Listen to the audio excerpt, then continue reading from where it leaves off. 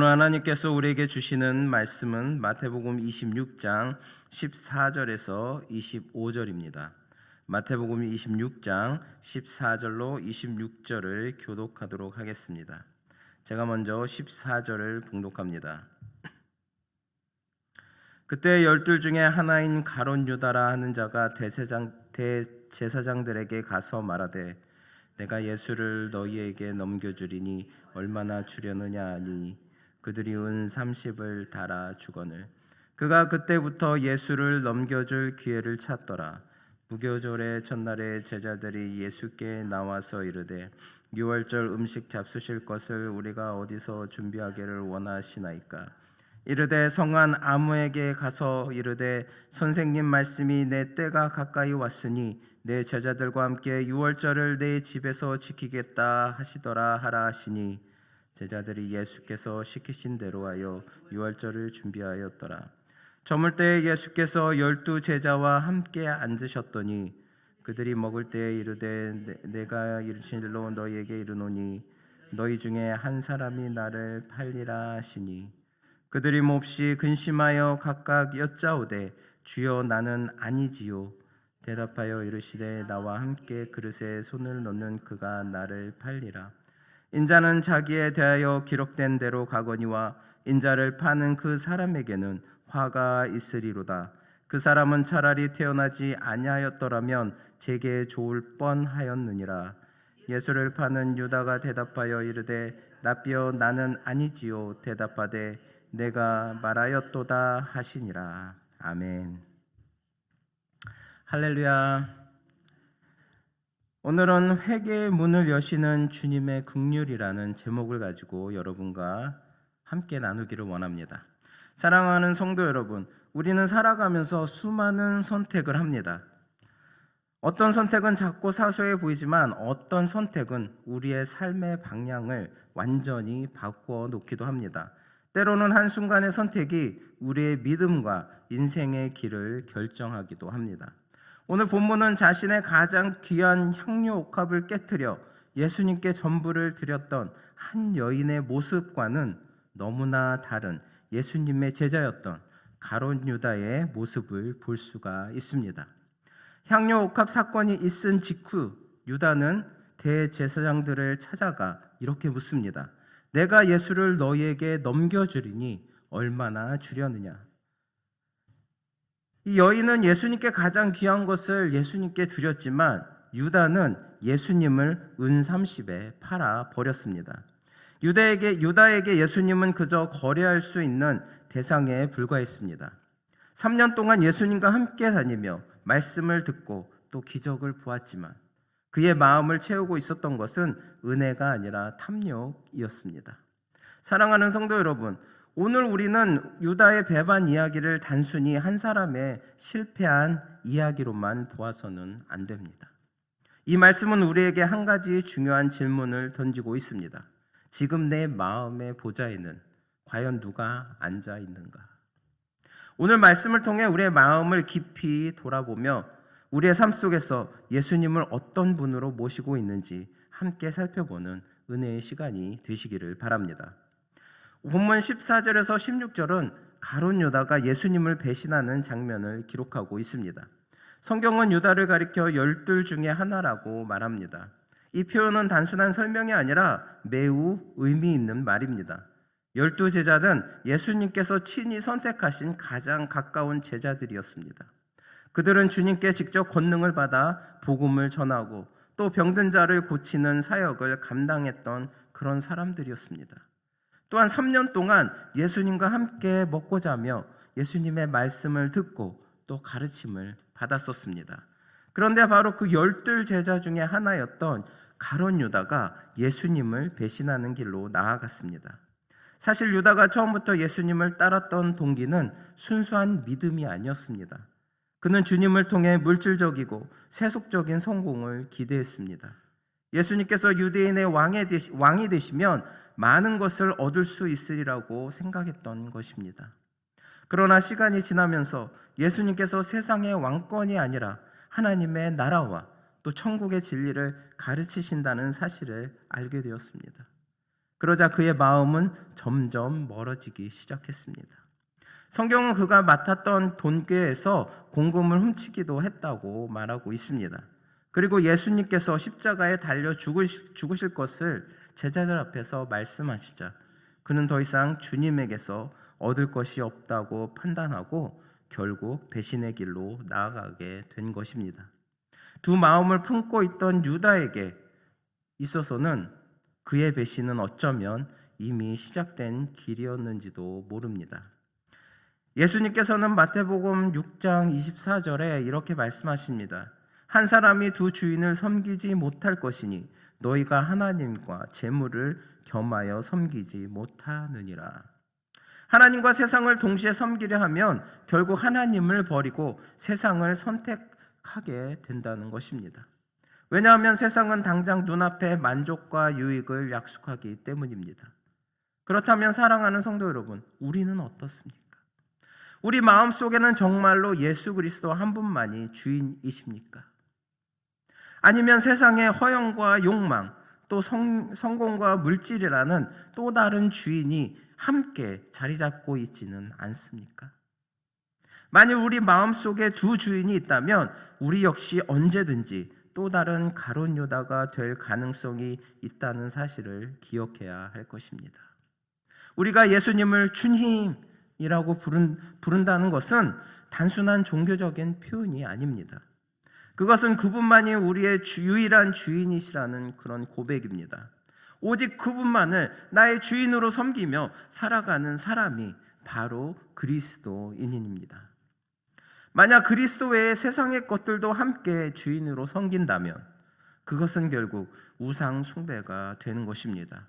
그리고 그런 마음을 가진 사람은 기회가 오면 가룟 유다처럼 주인임을 배신하게 될 수도 있습니다. 그러므로 사랑하는 성도 여러분, 우리는 가룟 유다와 같은 어리석고 불행한 길로 가서는 안 됩니다.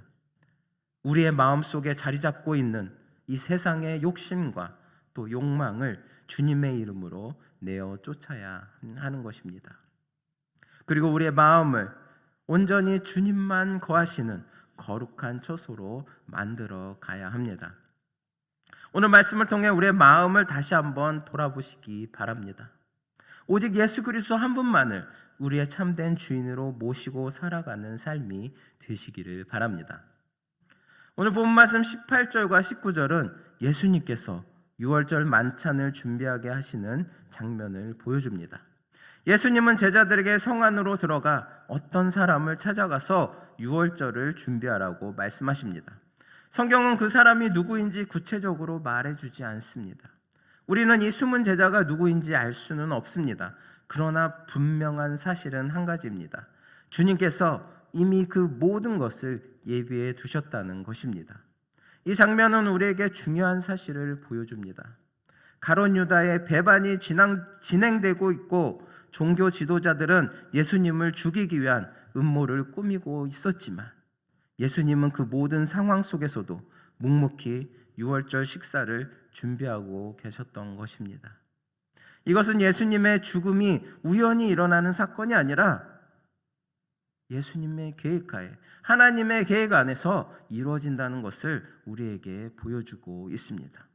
예수님은 상황에 끌려가듯 십자가를 지시는 것이 아니라 우리 인류를 구원하기 위한 유월절 어린 양으로서의 스스로 그 길을 걸어가고 계셨던 것입니다. 그리고 바로 이 유월절 만찬 자리에서 예수님은 새로운 성만찬을 제정하셨습니다. 이것은 매우 중요한 의미를 가지고 있습니다. 출애굽 직전 애굽에서 드려졌던 첫 번째 유월절 만찬은 이스라엘 백성이 애굽의 종살이에서 해방되는 구원의 식탁이었습니다. 어린 양의 피가 문설주에 발라졌을 때 죽음의 재앙이 그 집을 넘어갔고 또 그 피로 인해 이스라엘은 자유를 얻었습니다.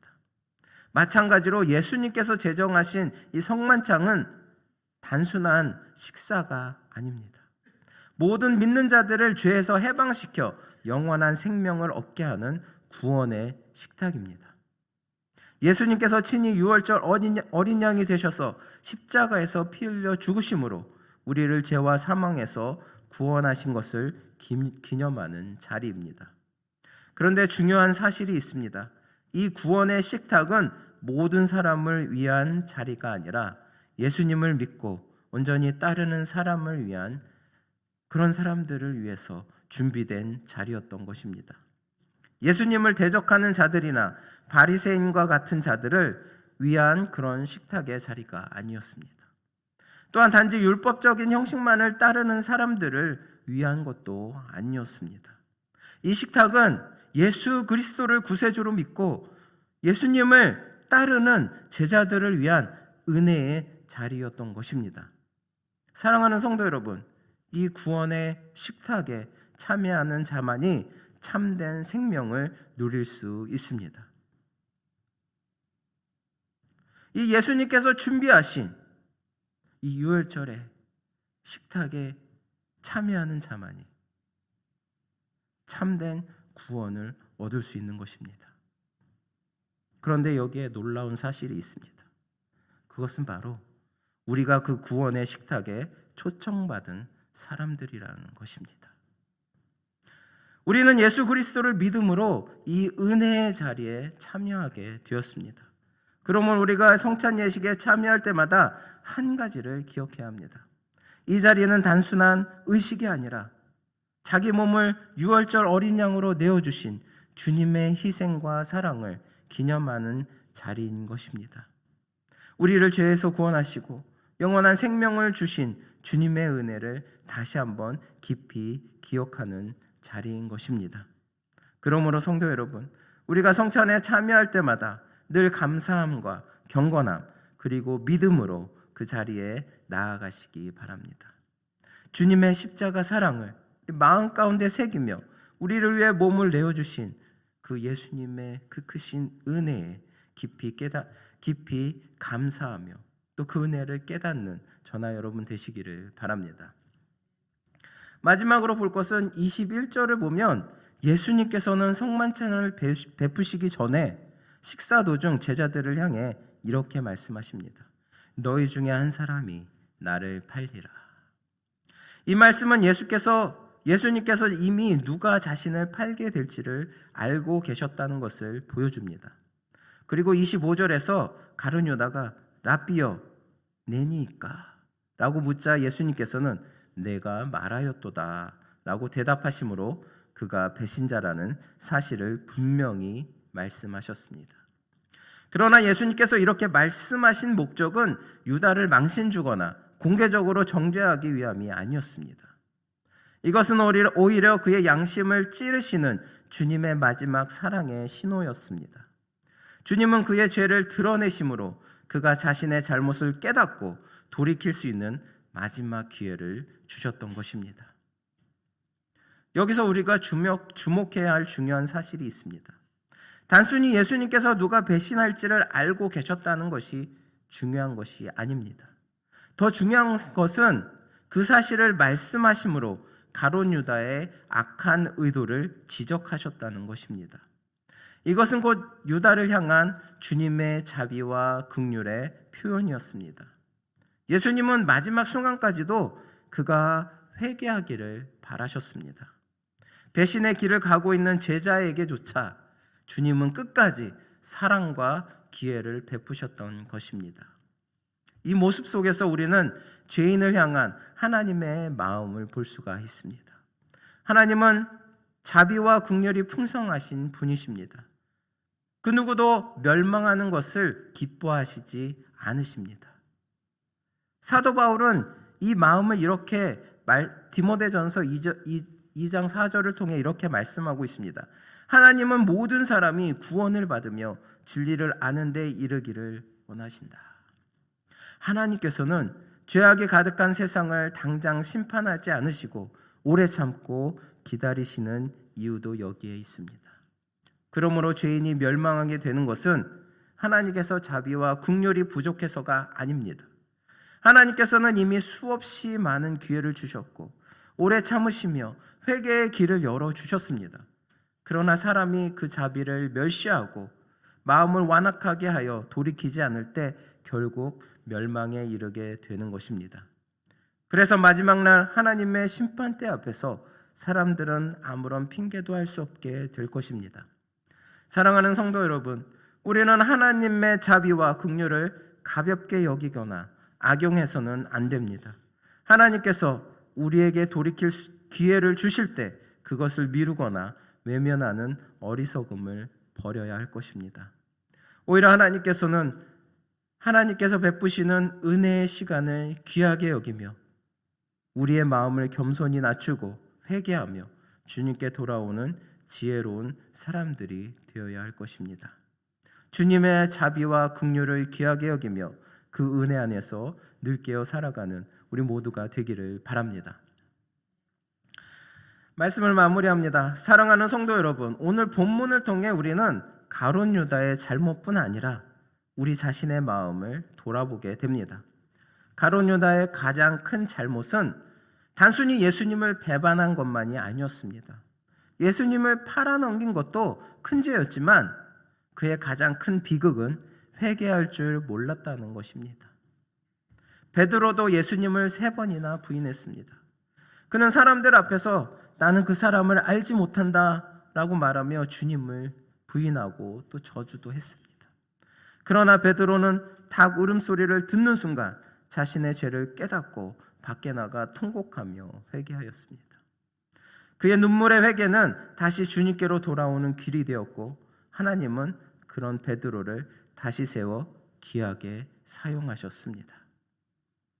사실 우리의 삶을 돌아보면 우리 역시 주님을 배신하는 모습이 얼마나 많은지 모릅니다. 여러 어려움이 닥치고 문제가 생길 때 우리는 주님 앞에 기도합니다. 그러나 기도한 대로 상황이 빨리 나아지지 않거나 문제가 해결되지 않을 때 우리는 쉽게 낙심하고 때로는 주님을 원망하며 세상에서 해결책을 찾으려 합니다.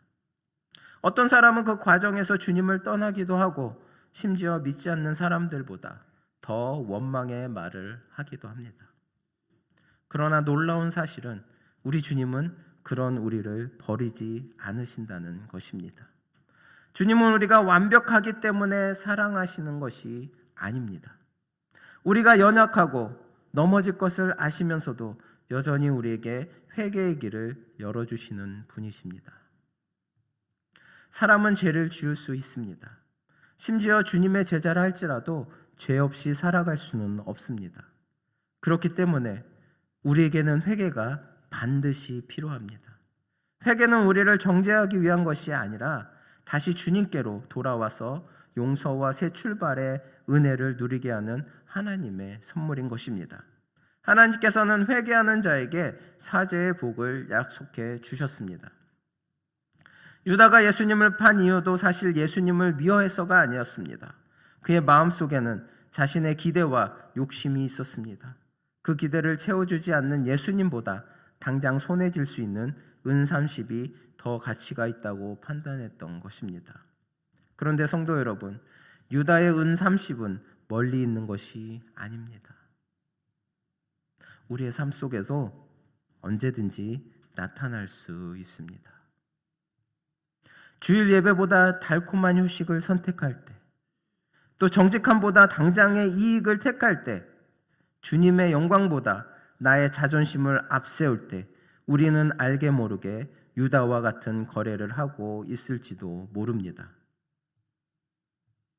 주님보다, 하나님보다 세상 앞에 나아가 나에게 편안함을 주는 대신 나에게 무엇을 주겠느냐 라고 유다가 제사장들에게 거래했던 것처럼 우리 또한 그런 거래를 하고 있을지도 모릅니다. 결국 유다의 은 30은 우리 마음속에 숨어있는 탐욕일지도 모릅니다. 그렇다면 지금 우리의 마음의 보좌에는 누가 앉아 있습니까? 누가 우리의 삶의 주인으로 계십니까? 우리의 자녀, 또 직장, 명예, 재물, 또 우리의 학업이, 또 지금 요즘 판치는 그 미디어가 우리의 보좌를 차지하고 있지는 않습니까? 우리의 마음을 깊이 돌아보아야 합니다. 우리의 삶 속에서 예수님을 진정한 주님으로 모시고 있는지 점검해야 합니다. 주일날은 교회 와서 주님을 섬기고 주중에는 세상에 나가 세상을 섬기는 그런 이중적인 삶을 살아가는지는 않는지 생각해 보아야 합니다. 주님께서 주신 시간들을 온전히 주님만을 생각하며 온전히 주님을 향해서 주님을 나의 주인으로 모시고 우리가 살아가고 있는지 우리의 삶을 돌아보아야 할 것입니다. 오늘 본문에서 가장 놀라운 것은 예수님의 사랑입니다. 주님은 유다가 자신을 팔 것을 이미 아셨지만 끝까지 회개의 기회를 주셨습니다. 예수님의 사랑은 우리가 완벽하기 때문에 주시는 사랑이 아니라 우리가 배반할 줄 알면서도 여전히 죄인인 우리를 위해 십자가의 길을 걸어가신 사랑입니다. 우리가 지금 주님을 배반했다고 하더라도 내가 주님을 일주일 내내 생각하지 못하였다고 하더라도 주님은 우리를 여전히 끝까지 사랑하고 계십니다. 우리가 해야 될 것은 우리가 주님께서 원하시는 그 삶을 살지 못한 주님 앞에 나와 회개하는 길입니다. 나 이 죄를 용서하여 주시옵소서. 주님, 내가 오늘도 주님을 배반하였습니다. 내가 오늘도 주님을 온전히 섬기지 못하고 또 세상과 타협하려고 했습니다. 주님, 이런 부족한 저를 용서하여 주시고 저를 붙들어 주시옵소서 라고 주님 앞에 나와 회개하는 그 모습을 주님께서는 원하시는 것입니다. 그런 저희들을 주님께서는 사랑해 주시고 또 무한하게 우리들을 용서해 주시는 것입니다. 사랑하는 성도 여러분, 오늘 하루도 나를 위해 기꺼이 유월절 어린 양이 되신 그 사랑을 기억하시며 우리의 마음의 보좌에 오직 주님만을 모시고 또 삶의 가장 귀한 것을 온전히 주님께 드리는 참 제자의 삶을 살아가시기를 소망합니다. 회개와 헌신을 통해 우리 안에 살아계신 주님과 함께 매일 새롭게 시작하시는 그런 복된 하루가 되시기를 바랍니다. 기도하시겠습니다. 사랑과 은혜가 풍성하신 하나님 아버지, 오늘 말씀을 통해 가룟 유다의 배반과 주님의 참사랑을 묵상했습니다. 우리의 연약함과 죄악, 또 때로는 주님보다 세상의 유익을 쫓는 우리의 마음을 이 시간 고백합니다. 그러나 주님께서 우리에게 회개의 길을 열어주시고 끝까지 사랑과 긍휼을 베풀어 주심을 감사드립니다. 주님, 우리의 마음속에 오직 예수님 한 분만이 주인이 되게 하시고 세상의 욕심과 탐욕, 교만과 자존심이 우리 마음을 지배하지 못하게 하여 주시옵소서. 우리가 삶 속에서 매 순간 주님께 순종하며 우리의 가장 귀한 것을 온전히 주님께 드리는 참 제자의 삶을 살게 하여 주시옵소서. 감사드리며 예수 그리스도의 이름으로 기도드립니다. 아멘.